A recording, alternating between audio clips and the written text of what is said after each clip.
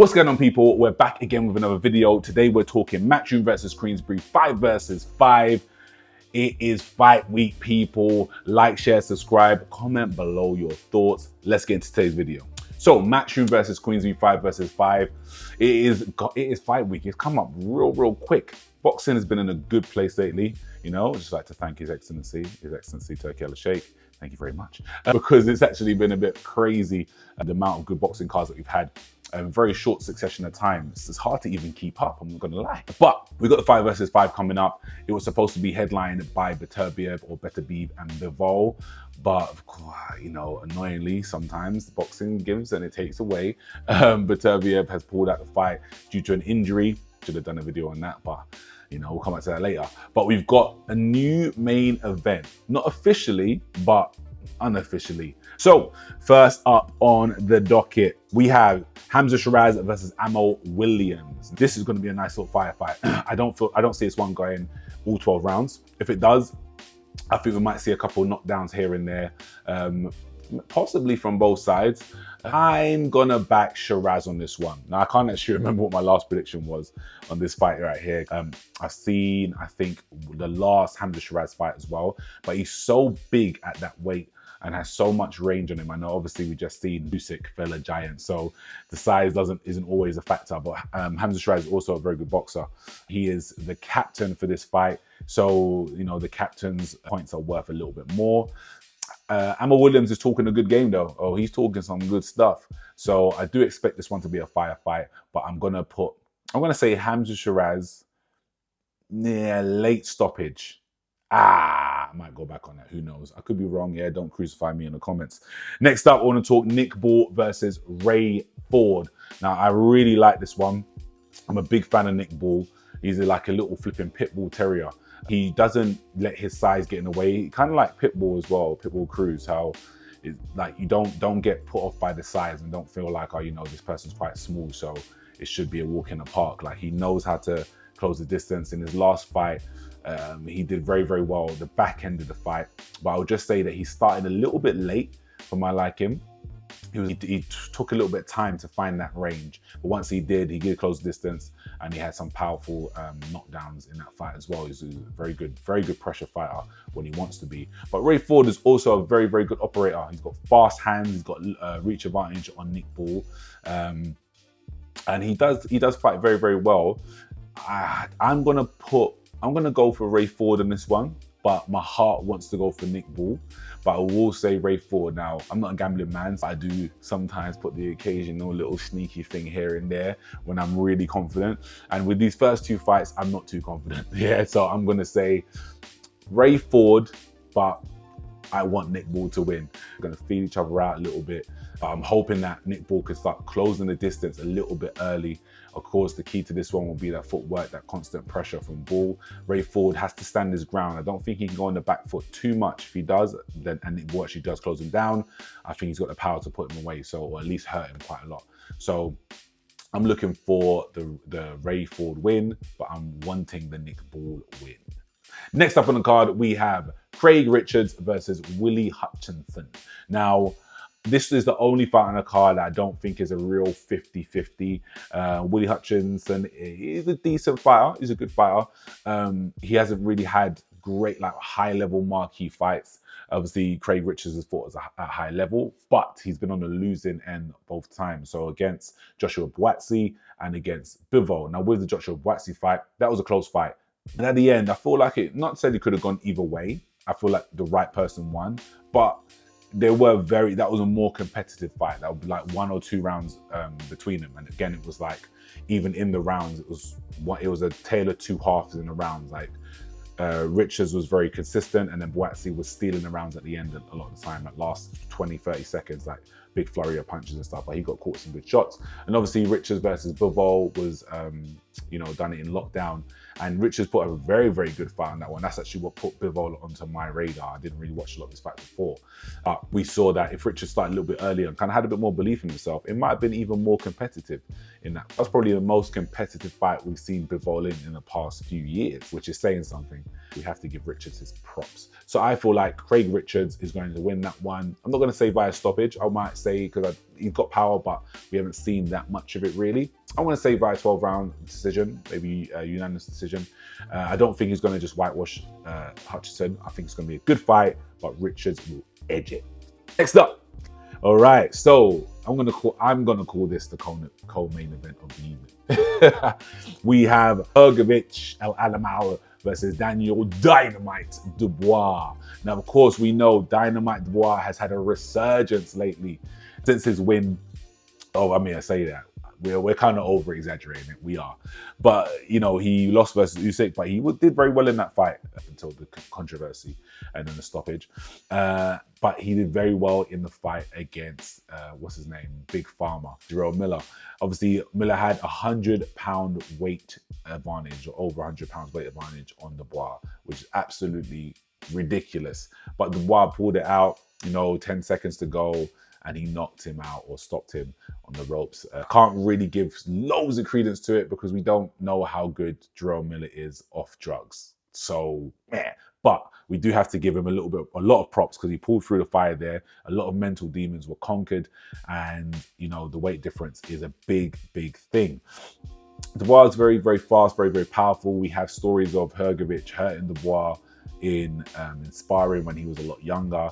He's doing well to hang on to that, get into Dubois' head. You know, those demons will still be there.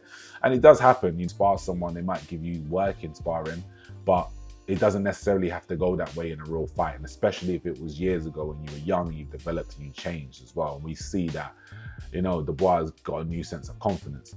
In terms of HRGOVIS, I don't rate HRGOVIS that highly. I just don't get when I started seeing HRGOVIS' name come about around like, okay, Herg can fight AJ next when AJ was still champion and stuff like that.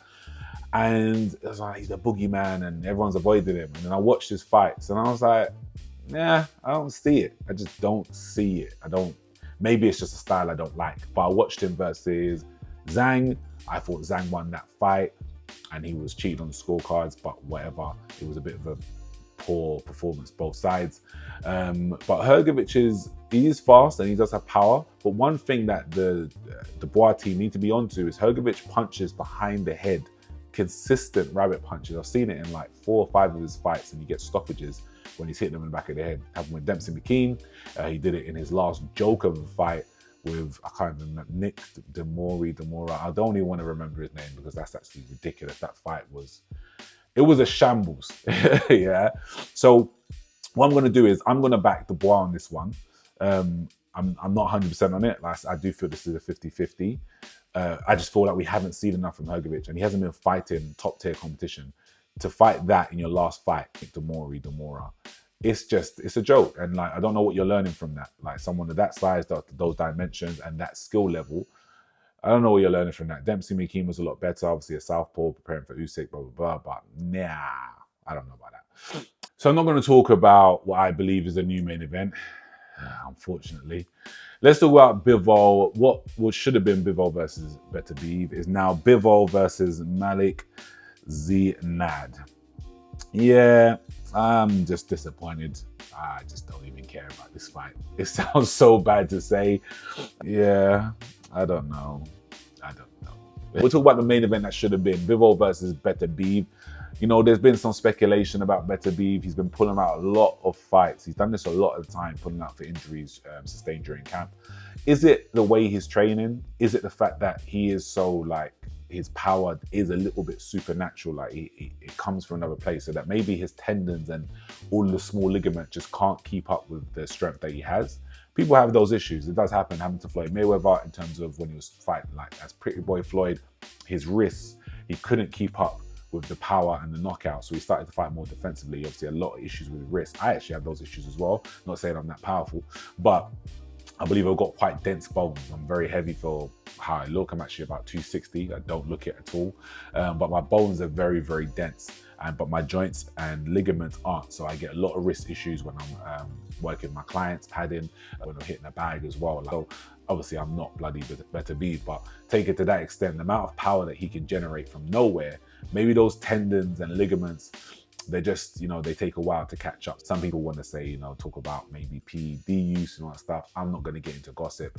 I'm just going to get into what I know as fact. And the fact is, we're all just disappointed. Dang it. This should have been another amazing undisputed fight. But instead we have Bivol versus Malik ZINAD. Not familiar with him at all. We're not going to lie. But when we look at his box rec, we look at some of the fights he's had. I mean, his last couple fights were, I guess, decent enough opponents. He fought 18-0 opponent and 20-0 opponent. But then you start going down the record, and then the record starts to get a little bit meh.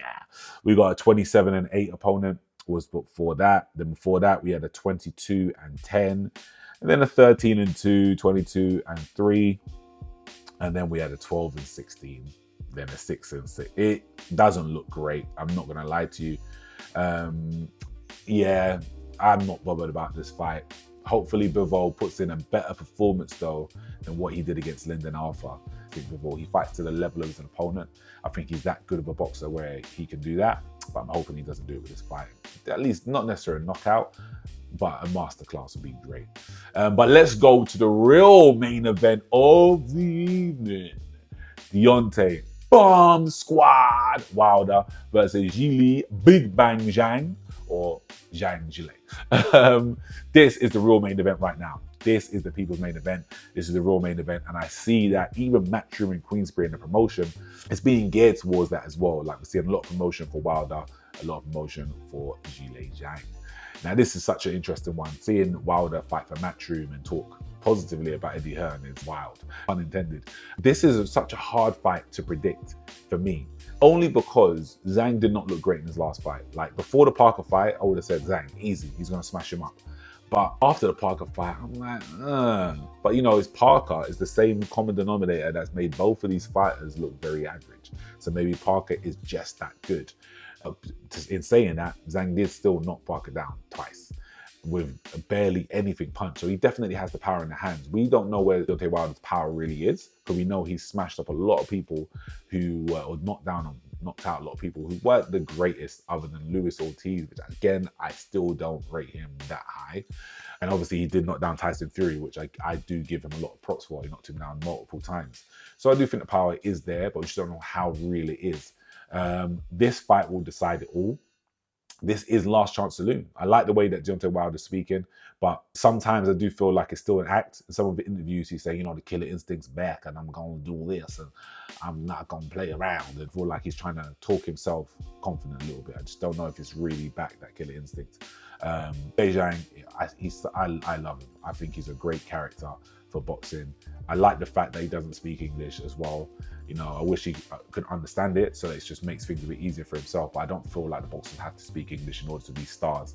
I feel like he's just such a character without having that. I don't need to understand everything he says because I understand his intentions. And his intention is to bang everything. So, you know, it's going to be an interesting one. I'm gonna lean towards Zhilei Zhang. That is what I'm going to lean towards. I think Zhilei Zhang will get this one done.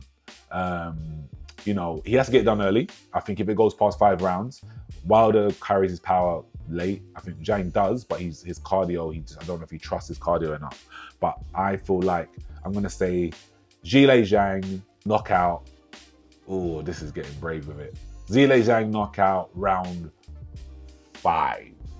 Oh, that's brave. That's brave, isn't it? If Wilder loses this one, yeah, I think he needs to pack it in. If he loses it by knockout, unfortunately, I don't see it going very well. You know, the weight will be a massive factor on this one. Zhang is not just a big banger. He actually has good boxing fundamentals and he puts himself in a good place. He's also a southpaw. Obviously, Wilder's fought Luis Ortiz twice, but Luis Ortiz is not Zhilei Zhang. He's a lot bigger, he's a lot stronger, a lot heavier, and a lot heavier handed.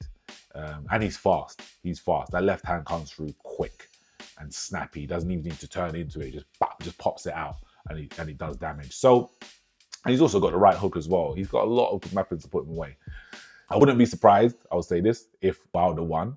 So it isn't like, Zhang's just going to bang him out, he's going to clean him out. I just don't know where it is. It still is a 50-50 in my eyes. But I'm going to lean towards ZHANG because he's got more boxing ability to set up the power. What are you thinking? What are you saying? Who do you think is going to win those fights? What are your predictions? Let me know. Comment below, like, share, subscribe, and I'll see you on the next one. Peace.